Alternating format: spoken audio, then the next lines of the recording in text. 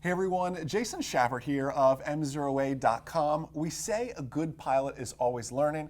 Well, myself and the MzeroA.com team, we're truly living that out this week thanks to Gary Reeves, pilotsafety.org. And Gary, thank you, my friend. I appreciate it. Gary is the IFR ninja. Is that, can we call you that? Or GPS guru. GPS guru, whatever. Or instructor with gray skull powers from last night. I saw that on the webinar last night. It was absolutely. fantastic. This guy has lots of powers. What we're talking about here.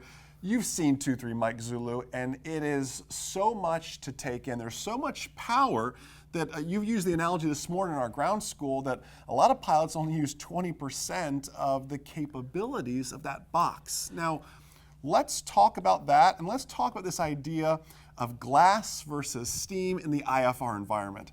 I grew up, I'm much older than I look, there's gray hair here, I promise, of doing a Cherokee 140, all steam gauges. The GPS, there were no GPS approaches at that time. We're talking lower-end, we're talking DME, NDB type stuff. Yeah. I mean, you're in the same boat.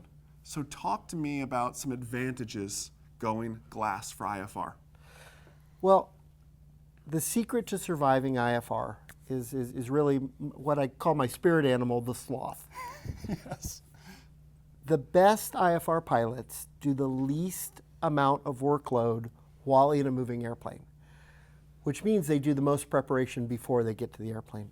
But the advantage of the true glass systems, Avidyne, Garmin, Dyna, anything that puts a computer screen in your airplane, a handheld device with ForeFlight, Sure. that's a glass panel airplane, is always safer in IFR flying because it puts more information in front of you in an organized manner. Yes.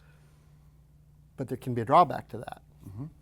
Well, what I worry about and what I teach students is how do we have this beautiful technology and not allow it to become a distraction to us and truly master it? Well, it's really about a professional mastery level training before you fly the airplane. So you've taught for a long time in steam gauge airplanes. Yes. Let me ask you a question. You have a student who did his private pilot in the steam gauge airplane and did great. Got his private pilot in 43 hours. Awesome.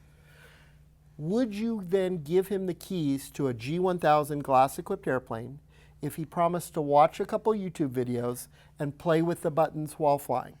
Absolutely not, and I feel a story kind of coming on too here. But isn't that how most people, when they buy a new GPS for their airplane, they try and train themselves the exact same way? Yeah. And it's a dangerous. The glass cockpits give you information, but you really have to have professional mastery level training to know how to absorb that and not get fixated heads down. The greatest story I have is I was training an instrument student out of Long Beach, California. We're in the LAX Class Bravo. It's very busy airspace. We're taking off. We're at 500 feet right after takeoff, and this guy is heads down staring at the traffic display. And he keeps putting his finger on the glass. Dude, there's a plane. I'm like, don't put your fingers on the glass. Dude, there's a plane. And I go, oh, the blue one? He goes, no, it's yellow. I go, you mean the blue one? And he keeps putting his grubby little finger. It was his plane. I don't care if he smudges his glass. But he keeps putting his grubby little finger on this yellow dot. And he's under the hood, and I grab his head, and I go like that. And a blue Bonanza goes under our wing by about 40 feet. Wow. And I go, you meant the blue one. And that really shook him up. Now, I had the airplane in visual sight the whole time, but a traffic display tells you where to look outside. You're not supposed to fixate down. Yes. And that's very, very common with glass cockpits. The new systems, Avidyne is a really advanced flight management system. It gives you so much information and so much power, but as I was telling you, most pilots with advanced GPS systems, ForeFlight or any other brand, only know about 20 to 30% of what it will do, and then that actually becomes more dangerous than a steam gauge airplane that they know how to work. Wow. So the glass panel aircraft are great. If you know how to use it. If you take the training and learn how to work them before you fly them. but everyone's so excited. They just want to get flying. So Absolutely. that's why we've taken time literally out of our work week. We've closed down the office. The team is working on bettering ourselves. We have this beautiful Avidyne avionics suite, and it's time for us to unlock the other 80% that we're not using. And this is the GPS guru who's doing it for us. Right. But you know, I was actually having this discussion with you last night.